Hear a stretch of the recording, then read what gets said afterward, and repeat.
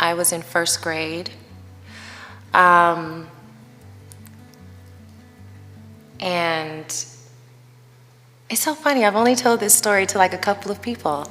Why am I getting emotional? Okay. So in first grade, I'm the same person that I am right now, just a little smaller.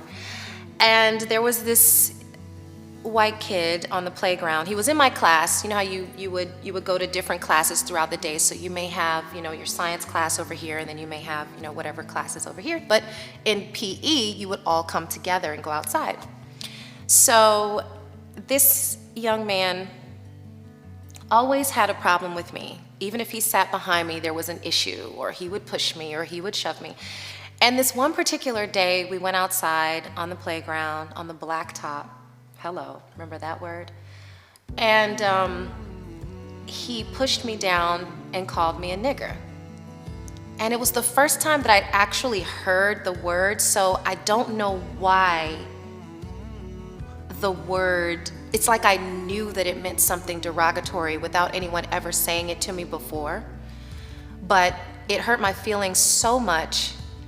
And I remember just from the soles of my feet coming all the way up to my eyes, I was enraged. I'd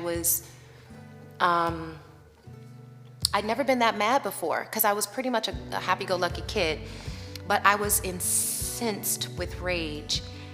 And I went over and I picked up that red and white jump rope. Remember those, the thick ones?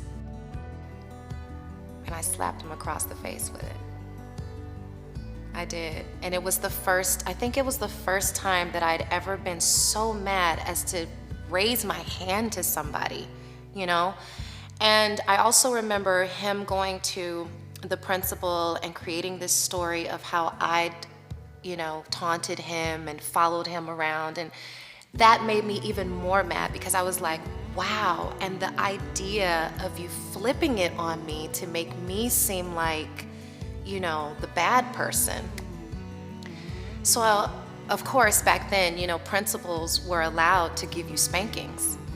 So my principal, a white older lady in her 70s, sat us down and basically said, it's really improper for you to hit somebody. That's like, we don't do that here. And I remember saying, but what about what he said? And she was like, but those are words.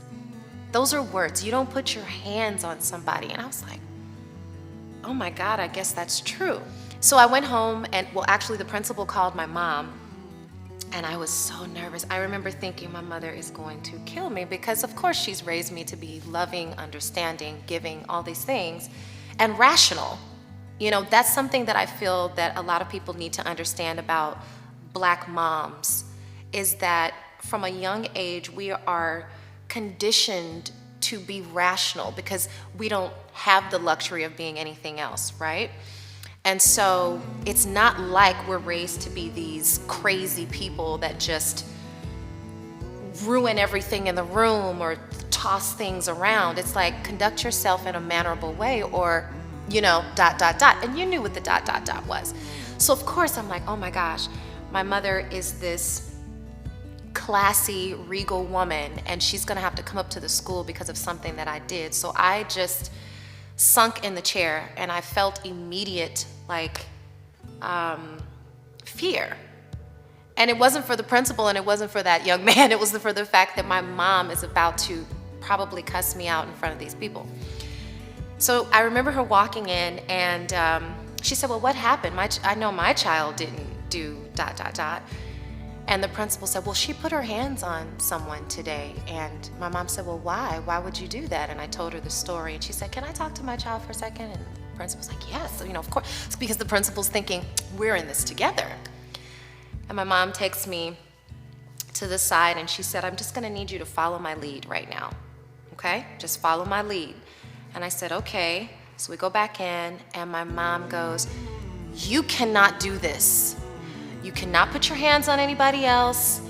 You must not do this. This is not okay. And of course I'm crying. I'm like, I'm so sorry. She's like, I forgive you. Say you're sorry to this young man. And we went home. And I was looking out the window, and I remember this like it was yesterday. I'm looking out the window and I'm just like, man, no one's validating me yet, you know? We get home, we sit down for dinner, and my mom goes, I'm really proud of you. I'm really proud of what you did. And I was like, really? And she goes, yeah. She said, I asked you to follow my lead because in that instance, there's nothing I could say or that you could say that was going to make that right. There was not enough people in the room that have ever been through that would understand that. And I know that you're young now and you don't understand what I mean, but this is going to be your first lesson in racism.